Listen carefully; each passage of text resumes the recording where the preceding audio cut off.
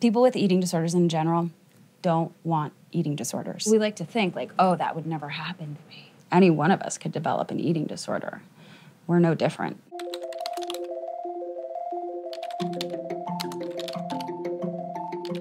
I'm Ashley McHan, and I'm a therapist in Jacksonville, Florida. I work with an eating disorder center and in private practice.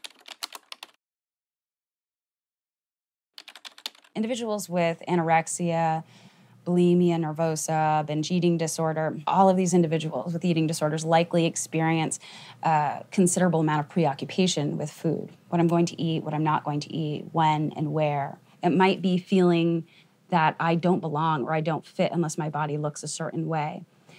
But it's not that that is really what the person is looking for. What the person is looking for is a sense of belonging, of connection, of love, feeling worthy or valuable, of feeling safe or secure.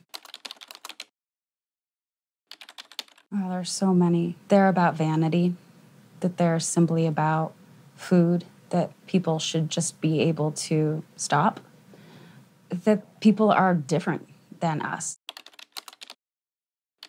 ARFID is an acronym that stands for Avoidant Restrictive Food Intake Disorder. Previously known as selective eating disorder, this was introduced in 2013 with the DSM-5.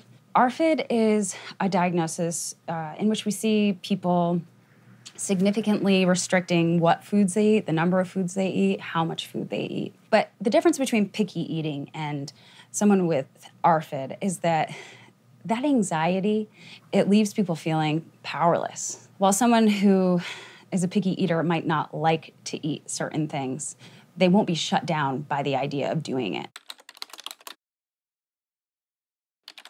ARFID is similar to most eating disorders in that there is this intense underlying anxiety.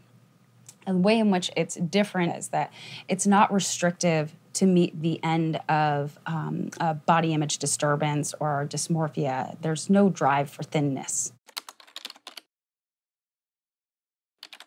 When we have an experience of trauma, again, we might feel out of control, powerless, and helpless. So trauma can really prime us to develop all kinds of maladaptive patterns. And eating disorders really can operate in the same way.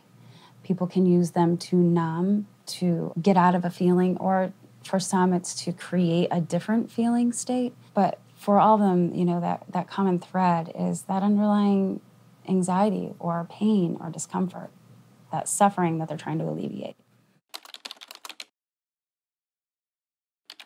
The longer someone has had an eating disorder, the more deeply ingrained those patterns and behaviors are, the more treatment they might need. The paths to recovery might vary. Where there's a clear and present trauma, we might be looking initially at doing trauma therapy and then food reintroduction.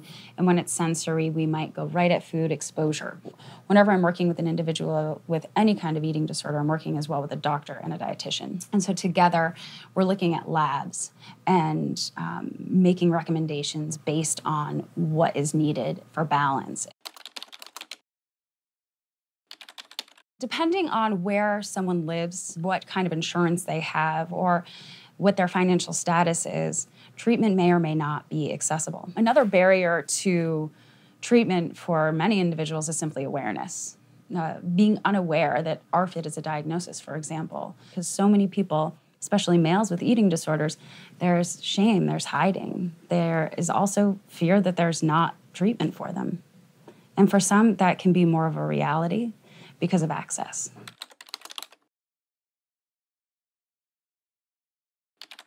I do not think in general society has a healthy relationship with food. The more we are taught to restrict, the more we are likely to overeat. The more we tell ourselves that things are good and bad and right and wrong, the more we increase our anxiety and the more we are going to have preoccupation and distress related to food and eating.